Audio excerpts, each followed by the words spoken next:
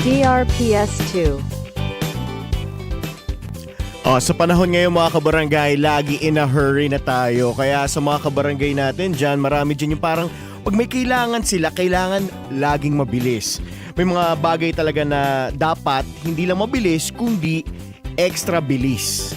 Halimbawa, pag nag-fast food ka, malamang dapat mabilis i-serve ang order mo kasi fast nga, di ba?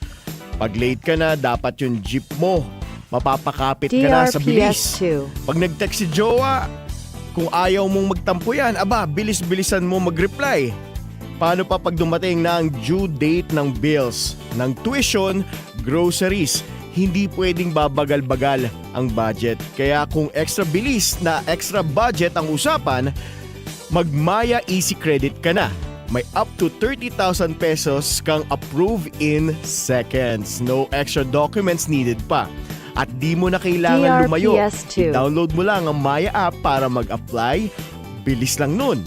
Tiwala rin ang Maya app dahil regulated ito ng Bangko Sentral ng Pilipinas at lahat ng mga apply ay subject to credit evaluation o mag-Maya Easy Credit na.